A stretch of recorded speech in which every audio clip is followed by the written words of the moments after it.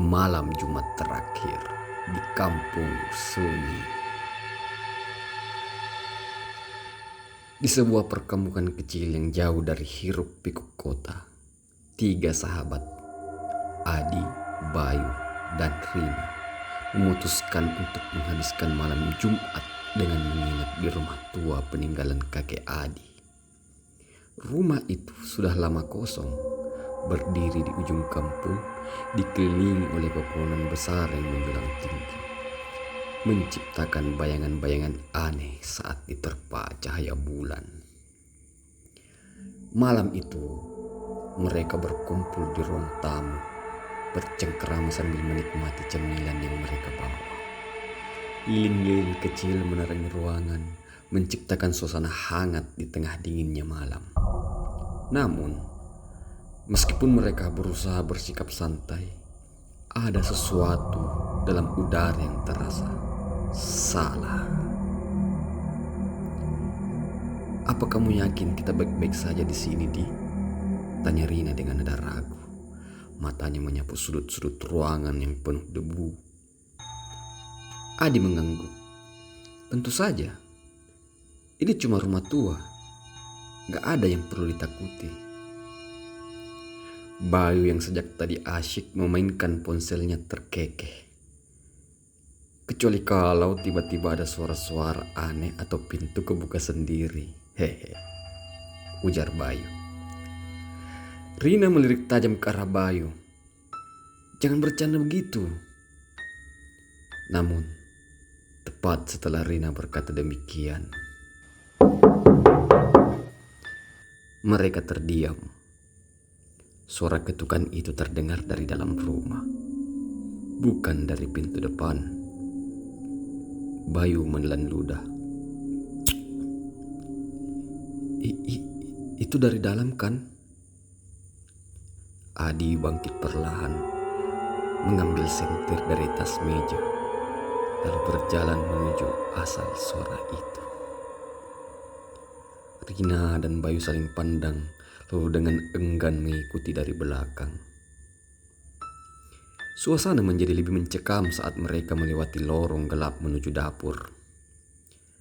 Adi menyalakan senter dan mengerahkannya ke sekeliling. Tidak ada apa-apa, hanya meja makan tua, kursi-kursi yang berdebu, dan jendela yang tertutup rapat. Tiba-tiba, lampu di dapur berkedip-kedip. Rina mencengkram lengan Bayu. "Aku gak suka ini," bisiknya dengan suara gemetar. Bayu mencoba bersikap tenang. Mungkin ada kabel yang koslet."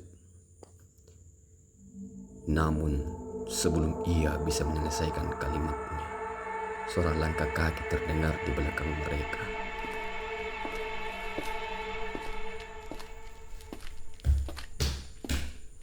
Mereka berbalik cepat. Tak ada siapapun. Namun, hawa dingin tiba-tiba menyelimuti mereka.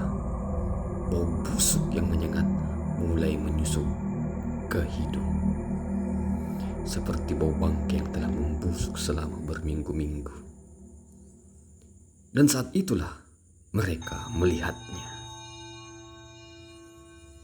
Di sudut dapur, seorang wanita berdiri, rambutnya panjang menutupi wajah. Tubuhnya kurus kering dengan pakaian compang-camping. Namun yang paling mengerikan adalah dia melayang beberapa sentimeter di atas lantai. Seketika, lampu padam sepenuhnya, menyisakan hanya cahaya senter Adi yang bergetar. "Lari!" teriak Adi menarik tangan Rina. Bayu yang awalnya terpukau dengan ketakutan segera mengikuti.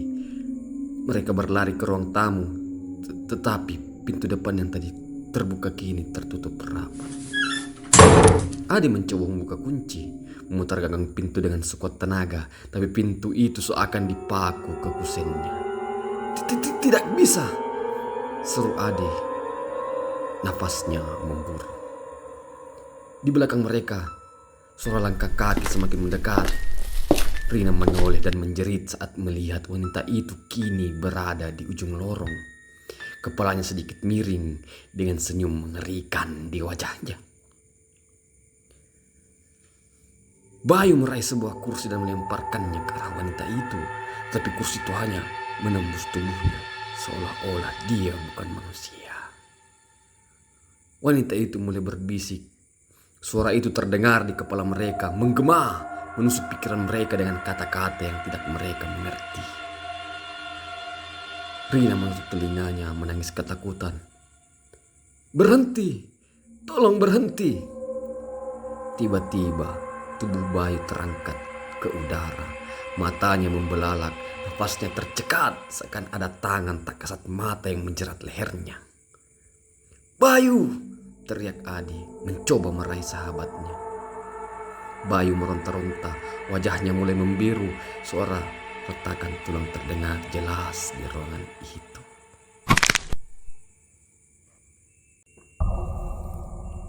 Leher Bayu patah dengan suara mengerikan dan tubuhnya jatuh ke lantai dengan mata yang masih terbuka lebar. Rina menjerit sejadi-jadinya.